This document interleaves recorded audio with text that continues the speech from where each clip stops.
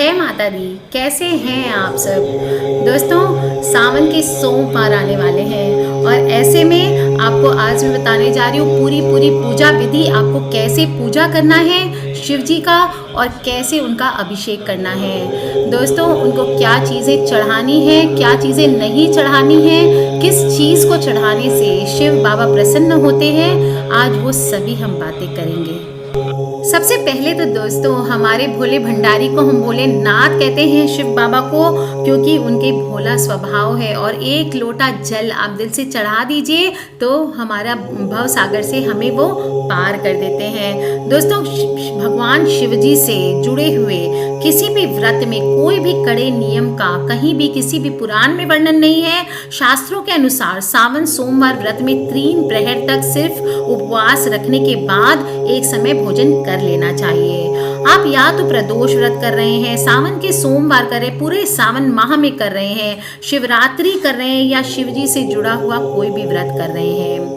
दोस्तों 3 प्रहर यानी 9 घंटे तक उपवास रखना चाहिए। साथ ही भगवान शिव जी की प्रिय वस्तुएं जैसे कि भांग, धतूरा, बेलपत्र, फल फूल आदि आपको उनकी पूजा में जरूर रखना चाहिए। दोस्तों साल 2017 यानी कि 10 जुलाई से व्रत शुरू हो रहे हैं दोस्तों, और 7 अगस्त को सावन का महीना समाप्त हो जाएगा। इस बार आपको बड़े दिल से पूजा करनी है। कैसे करनी है, क्या क्या चढ़ाना है, वो मैं आपको बता देने वाली हूँ दोस्तों। ध्यान से सुने। स्कंद पुराण के अनुसार भगवान शिव को प्रसन्न करने के लिए सावन सोमवार के दिन एक समय का भोजन का प्रण लेना चाहिए। भगवान भोलेनाथ के साथ साथ पूरे परिवार की पूजा जरूर करनी चाहिए। पार्वती जी की भी पुष्प, धूप, दीप और जल से पूजा करनी चाहिए। इसके बाद भगवान शिव को तरह तरह के नैवेद्य अर्पित करने चाहिए, जैसे दूध, जल, कंद, मूल, फल आदि। दोस्तों सावन के प्रत्येक सोमवार को भगवान शिव जी को रोज हो सके तो ठीक है, नहीं तो कम से कम आपको सोमवार के दिन जल जरूर अर्पण करना है। रात्रि के समय पॉसिबल हो तो जमीन पर सोएं, जमीन पर ना भी सोएं तो कम से कम पतले गद्दे पे सोएं। इस तरह से सावन के प्रथम सोमवार से शुरू करके कुल 9 या 16 सोमवार इस व्रत का पालन आपको करना चाहिए। आप अगर 9 या 16 नहीं कर सके दोस्तों, सावन के पूरे 5 सोमवार या कम से कम 2 या 4 जरूर करने चाहिए। ध्यान रखें 3 सोमवार का व्रत आपको नहीं करना है। सोमवार के व्रत के अगर उद्यापन करना चाहे तो वो भी कर सकते हैं। और अगर दोस्तों सावन के 4 सोमवार अपने भोले बाबा को आप मना सकें तो आपके भव सागर से नैया पार हो जाने वाली है। दोस्तों इस बार महायोग, महासंयोग आया है, 5 सोमवार आए हैं और बहुत ही शुभ योग में है, राजयोग में है, पूर्णिमा से शुरू हो रहा है। इसलिए इस बार के सोमवार बहुत ही, सावन का महीना बहुत ही लाभदायक होने वाला है। मैंने दूसरे वीडियो में आपको बताया काले तिल से आप स्नान जरूर करें, तेल लगाएं, तिल के तेल से पूरे शरीर पे मालिश करें, उसके बाद तिल के जल से स्नान करें। आप देखेंगे कैसे आपके दुर्भाग्य नष्ट होकर के सौभाग्य की आपको प्राप्ति होती है। दोस्तों शिव बाबा हमारे परम पिता है, परमात्मा है, रूप उनके अनेक हैं और उनकी शक्ति अपरंपार है। सदा ही कल्याण करने वाले विभिन्न रूपों में संसार का संचालन करने वाले हैं। दोस्तों सच्चिदानंद शिव एक हैं और गुणातीत हैं, गुणमय हैं। एक और जहाँ ब्रह्म रूप में सृष्टि की उत्पत्ति करते हैं, वहीं विष्णु रूप में सृष्टि का पालन करते हैं और शिव के ही रूप में सृष्टि का संहार करते हैं। दोस्तों जो लोग सच्चे भाव और नियम से भगवान की पूजा स्तुति करते हैं, मन वांछित फल को प्राप्त करते हैं। ध्यान रखें इन व्रतों में सफेद वस्त्र धारण करने चाहिए, सफेद चंदन का तिलक लगाकर पूजा करनी चाहिए और सफेद वस्तुओं का अगर आप दान कर सकें तो व्रत की महिमा बढ़ जाती है। दोस्तों दान करने वाली वस्तुओं में आप ध्यान रखें बर्फी, सफेद चंदन, चावल, चांदी, मिश्री, गाय का घी, दूध, दही, खीर, सफेद पुष्प आदि का दान शाम के समय करें। अगर शाम के समय या सायंकाल में करते हैं तो ऐसा माना जाता जाता है कि सभी मनोकामनाएं पूर्ण होती है और घर में खुशहाली का वास होता है। आपको खाने में खीर, पूरी, दूध, दही, चावल आदि खाने चाहिए। व्रत में नमक नहीं खाना चाहिए। दोस्तों, मंत्र का जप ओम नमः शिवाय के अतिरिक्त चंद्र बीज मंत्र ओम श्रांग श्रींग श्रोंग सह चंद्रयसे नमः या चंद्र का मूल मंत्र ओम चंग चंद्रमसे नमः या फिर महामृत्युंजय मंत्र का आपको जप करना चाहिए। और व्रत से मिलने वाले लाभ में दोस्तों मानसिक शांति, मानसिक सुख आदि का प्रसार होता है। व्यापार में वृद्धि होती है, परिवार में खुशहाली आती है। जिस भी कामना से व्रत किया जाए, अच्छे वर की प्राप्ति होती है, अच्छे वधू की प्राप्ति होती है, काम की, धंधे की, कोर्ट कचहरी के केस से मुक्ति आदि जो भी आपकी तमन्ना है वो आपकी जरूर पूर्ण होती है। अपनी अपनी मनोकामनाएं अगर आप जान लें, उसके अनुसार भी आप शिव जी को चीजें चढ़ा सकते हैं। जैसे भगवान शिव को चावल चढ़ाने से धन की प्राप्ति होती है, तिल चढ़ाने से पापों का नाश होता है, जौ अर्पित करने से सुख में वृद्धि होती है, गेहूं चढ़ाने से संतान में वृद्धि होती है। दोस्तों, इन अन्न को चढ़ाने का एक तरीका मैंने पहले भी दूसरे वीडियो में बताया है, फिर भी बता देती हूँ। दोनों हाथों में एक मुट्ठी अन्न कोई भी ले ले और दोनों हाथों से शिव बाबा को उसको अर्पण कर दें। 1.25 किलो अनाज आपको लेना है और सिर्फ एक मुट्ठी चढ़ानी है, बाकी का अनाज आपको गरीबों में बांट देना है। आप चाहें तो दोस्तों जो भी रस यानी कि नैवेद्य के रूप में या द्रव्य बोलिए उसको चढ़ाएंगे। अलग अलग मनोकामना पूर्ति के लिए अलग अलग चीजें चढ़ाई जाती है। जैसे बुखार होने पर भगवान शिव को जल चढ़ाने से शीघ्र लाभ मिलता है। सुख व संतान की वृद्धि के लिए भी जल द्वारा शिव जी की पूजा उत्तम बताई जाती है। आप गंगा जल से शिव जी का अभिषेक करें तो परम धाम की प्राप्ति होती है। तेज दिमाग की प्राप्ति के लिए शक्कर मिला हुआ दूध भगवान शिव को चढ़ाना चाहिए। अगर गन्ने का रस चढ़ाया जाए तो सभी प्रकार के आनंदों की प्राप्ति होती है। और शहद से भगवान शिव का अभिषेक करने पर टीबी आदि अन्य रोगों से आराम मिलता है। यदि शारीरिक रूप से कमजोर कोई भी व्यक्ति भगवान शिव का अभिषेक गाय के शुद्ध से करे तो उसकी कमजोरी दूर हो जाती है। इसी प्रकार दोस्तों अलग अलग फूल भी बाबा को अर्पित करने चाहिए। लाल और सफेद आकड़े के फूल से भगवान शिव का पूजन करने पर मोक्ष की प्राप्ति होती है। चमेली के फूल से पूजन करने पर वाहन सुख की प्राप्ति होती है।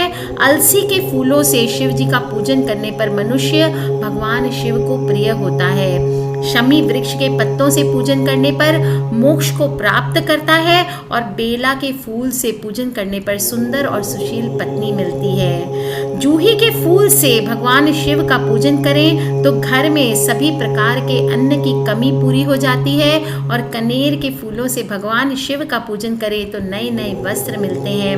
दोस्तों, हर श्रृंगार के फूलों से पूजन करेंगे तो सुख संपत्ति में वृद्धि होती है। और धतूरे के फूल से पूजन करने पर भगवान शंकर सुयोग्य पुत्र प्रदान करते हैं जो कुल का नाम रोशन करता है। अगर आप लाल डंठल वाले धतूरे से शिव जी का पूजन करेंगे तो बहुत ही शुभ माना जाता है। और दुर्बा से भगवान शिव का पूजन करने पर आयु में वृद्धि होती है। दोस्तों, सावन में रोज 21 बेलपत्रों पर चंदन से ओम नमः शिवाय लिख करके शिवलिंग पर चढ़ाएंगे तो सभी मनोकामनाओं की पूर्ति हो जाएगी। और अगर आपके घर में बहुत सारी परेशानियां हैं तो सावन भर रोज सुबह घर में गौमूत्र का छिड़काव कर दें और गूगल का धूप दे दें। आप देखेंगे कैसे धीरे धीरे सारी परेशानियां रफू चक्कर हो जाएंगी। अगर विवाह में अड़चन आ रही है तो सावन में रोज शिवलिंग पर केसर मिला हुआ दूध चढ़ाएं, इससे जल्दी ही विवाह के योग बन जाएंगे। और सावन में रोज नंदी यानी हरी बैल को हरा चारा खिलाएंगे तो जीवन में सुख समृद्धि तो आएगी ही, साथ ही साथ मन प्रसन्नचित रहने वाला है। सावन के महीने में गरीबों को भोजन कराने से आपके घर में कभी भी अन्न की कमी पूरी नहीं होगी और पितृ की आत्मा को शांति मिलती है। सुबह सुबह जल्दी उठकर स्नान आदि से निपट कर समीप के स्थित जो भी शिव मंदिर है वहां जाएं और भगवान शिव का जल से अभिषेक करें, काले तिल का अर्पण करें। मन ही मन मंदिर में बैठकर कुछ देर मन में ओम नमः शिवाय का जप करें। आप देखेंगे आपके सभी पिछले पापों का, बुरे कर्मों का नाश हो जाएगा और आपके आगे आने वाला जीवन बहुत ही प्रसन्नचित और शांत रहने वाला है। दोस्तों, सावन में किसी भी नदी या तालाब में जाकर के आटे की गोलियां बनाकर मछलियों को खिलाएंगे और मन ही मन शिव जी का ध्यान करते रहेंगे तो ये सब धन प्राप्ति का सबसे सरल उपाय माना जाता है। दोस्तों, सावन के महीने में आप पारद के शिवलिंग की स्थापना भी कर सकते हैं। यथाविधि पूजन करने के बाद ओम रिंग श्रिंग ओम नमः शिवाय श्रिंग रिंग एंग प्रत्येक मंत्र के साथ एक बेलपत्र, आपको 108 जप करने, 108 बेलपत्र लेने हैं और पारद के शिवलिंग पर चढ़ाने हैं। बेलपत्र के तीनों दलों पर लाल चंदन से एक पे एंग लिख दे, एक पे रिंग लिख दे, एक पे श्रिंग लिख दे और अंतिम जो 108वां बेलपत्र होगा उसको शिवलिंग पर चढ़ाने के बाद निकाल लें और उसको अपनी पूजा के स्थान पर रखकर प्रतिदिन इसको पूजा करें। ऐसा माना जाता है कि ऐसा करने से व्यक्ति की आमदनी में बहुत ज़्यादा इजाफा होता है। दोस्तों, 6 महीने तक बेलपत्र बासी नहीं माना जाता, इसलिए 6 महीने तक आप लगातार उसको अपने पूजा स्थल में रख सकते हैं और 6 महीने के बाद किसी भी शिवरात्रि या सोमवार के दिन आप इसको फिर से बदल सकते हैं।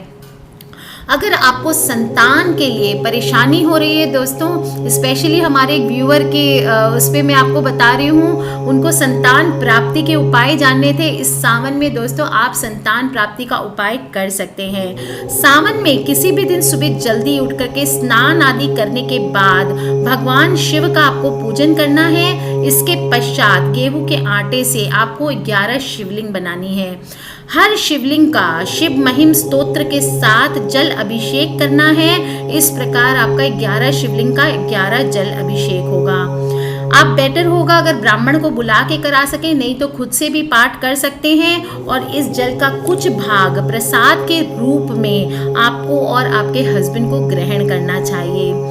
ध्यान रखें दोस्तों, ये प्रयोग आपको लगातार 21 दिन तक करना है और गर्भ की रक्षा के लिए, संतान प्राप्ति के लिए गर्भ गौरी रुद्राक्ष आता है, वो आप धारण करें और कोई भी दिन, किसी भी शुभ दिन में शुभ मुहूर्त देख करके आप इसको धारण कर सकते हैं। बहुत जल्दी ही आपकी गोद भर जाती है। इसके अलावा भी सावन के महीने में आप कुम्हार के यहाँ से मिट्टी बनाने वाला, बर्तन बनाने वाला एक डोरा ले आए। वो डोरा ला करके दोस्तों उसको आपको पानी में भिगो देना है। 1 गिलास पानी में वो डोरा भिगो कर रख दे कम से कम 2-3 घंटे के लिए और फिर आप और आपके हस्बैंड दोनों इस पानी को आधा आधा पी लें। ध्यान रखें दोस्तों, रात के समय आपको एक साथ ज़रूर सोना है। आगे आप समझ सकते हैं पति पत्नी का धर्म आपको निभाना है और आप देखेंगे बहुत जल्दी ही सूनी गोद भर जाती है। दोस्तों, अगर कोई घर में बहुत ज़्यादा बीमार है तो सावन में किसी भी सोमवार को पानी में दूध और काला तिल डाल करके शिवलिंग का अभिषेक करना है और अभिषेक के लिए तांबे के बर्तन को छोड़ के कोई भी धातु का बर्तन आप उपयोग कर सकते हैं। अभिषेक करते समय आपको ओम जुंग सह इस मंत्र का जप करते रहना है और भगवान शिव से रोग निवारण के लिए प्रार्थना करना है। प्रत्येक सोमवार को रात में 9:15 बजे के बाद गाय के 1.25 पाव कच्चे दूध से शिवलिंग का अभिषेक करने का संकल्प लें। इस उपाय से बहुत ही जल्दी बीमारी ठीक हो जाती है। दोस्तों शिव पूजा का सबसे पावन दिन है सोमवार और 10 जुलाई को है दोस्तों सोमवार, और शिव मंदिरों में भारी मात्रा में भक्तों की भीड़ आने वाली है। आदि और अनंत दोनों एक साथ उनका दिन है दोस्तों, और बहुत सी चीज़ें हम अर्पित करते हैं, मैंने आपको सब बता दी। अब आप कुछ चीज़ें ध्यान दे लें जो आपको नहीं अर्पित करनी है, जैसे कि हल्दी हालांकि बहुत अच्छी होती है, खान पान का स्वाद बढ़ाती है, धार्मिक कार्यों में बहुत यूज़ करते हैं, लेकिन शिव जी की पूजा में हल्दी नहीं चढ़ाई जाती है। दोस्तों शास्त्रों के अनुसार शिवलिंग पुरुषत्व का प्रतीक है, इसी वजह से महादेव को हम हल्दी नहीं चढ़ाते हैं। शिव जी को कनेर और कमल के अलावा लाल रंग के फूल प्रिय नहीं है। खासकर केतकी और केवड़े का फूल भगवान को बिल्कुल ना चढ़ाएं और शास्त्रों के अनुसार शिव जी को कुमकुम और रोली भूल से भी नहीं लगानी चाहिए। चंदन से उनका अभिषेक करें। आप चाहें तो लाल चंदन चढ़ा सकते हैं, सफेद चंदन चढ़ाएं, केसर मिला करके केसर से तिलक करें, पर आपको भूल से भी कुमकुम और रोली नहीं चढ़ानी है। दोस्तों, शंख भगवान विष्णु को बहुत प्रिय है, लेकिन शिव जी ने शंखचूड़ नामक असुर का वध किया था, इसलिए शिव जी की पूजा में शंख को भी वर्जित माना गया है। दोस्तों, नारियल पानी से भगवान शिव का, मैं आपको बताती हूँ, बारिश के पानी से अभिषेक कीजिए, गंगा जल से कीजिए, नॉर्मल जल से करिए, पर दोस्तों नारियल के पानी से भूल से भी शिव जी का अभिषेक ना करें, क्योंकि नारियल को लक्ष्मी माता का स्वरूप माना जाता है और लक्ष्मी माता उनकी भाभी थी, इसलिए सभी शुभ कार्य में नारियल का प्रसाद के तौर पर ग्रहण किया जाता है, लेकिन शिव जी पर अर्पित होने के बाद नारियल पानी ग्रहण योग्य नहीं रह जाता। तुलसी का पत्ता भी भगवान शिव को नहीं चढ़ता है। इस संदर्भ में मैंने कथा सुनाई हुई है, राजा जलंधर की कथा है, जिसकी पत्नी वृंदा तुलसी पौधा बन गई थी और शिवजी ने जलंधर का वध किया था, इसलिए वृंदा ने भगवान शिव की पूजा में तुलसी के पत्तों का प्रयोग ना करने की बात कही थी।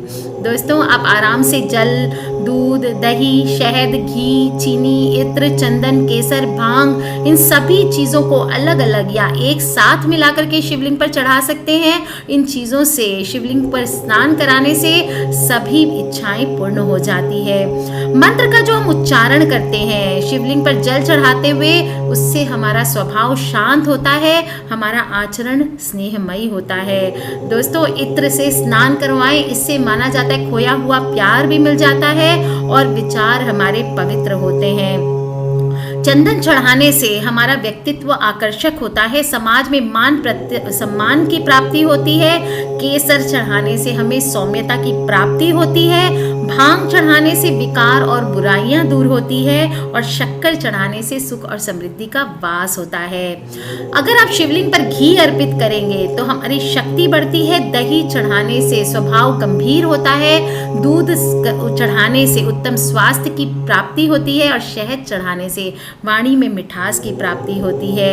दोस्तों, जिस दिन शिव पूजन करना चाहते हैं उस दिन सुबह सुबह स्नान आदि नित्य कर्म से निवृत्त होकर के पवित्र हो जाएं और घर में या मंदिर में जा करके भगवान शिव के साथ साथ समस्त शिव परिवार यानी माता पार्वती, कार्तिकेय, नंदी और गणेश जी सभी की पूजा करें। गंगा जल या पवित्र जल से सबका अभिषेक करें। जल अर्पित करने के बाद शिवलिंग पर चंदन, चावल, बेलपत्र, आंकड़े, फल, धतूरा आदि आप चढ़ाएं और पूजा संपन्न करने के लिए भगवान शिव को घी शक्कर का भोग लगाएं। इसके बाद धूप दीप से आरती करके प्रसाद वितरण करें।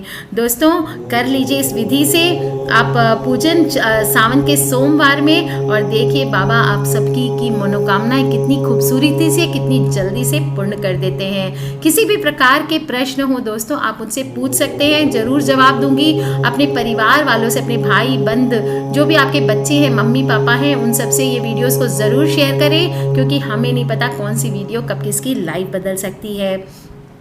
दोस्तों, शिव बाबा के बहुत सारे मंत्र हैं। अगर आपके जीवन में कष्टों का ज़्यादा वास हो रहा है तो महामृत्युंजय मंत्र का लिंक दे रही हूँ, आप चाहे तो खुद भी कर सकते हैं। वीडियो के एंड में महामृत्युंजय मंत्र का लिंक है, उसको रेगुलरली 1 महीना कम से कम 11 माला ज़रूर सुने। मैं चाहूँगी कि 11,000 जो माला है उसकी मंत्र है उसका वीडियो अपलोड करूँ। फिलहाल 108 वाला है, उसको आप 10 बार चला के सुन सकते हैं। आज के लिए इतना ही दोस्तों, सब्सक्राइब करके रखें ताकि आप और मैं आने वाले वीडियोस के थ्रू कनेक्टेड रहें। अगले वीडियो में मैं बताने जा रही हूँ आपको राशि के अनुसार आप कौन सी चीज़ कैसे चढ़ा सकते हैं बाबा को, तो आप चाहे तो राशि के अनुसार भी बाबा की अभिषेक कर सकते हैं। आज के लिए इतना ही दोस्तों, take care, love you all and बम बम भोले दोस्तों।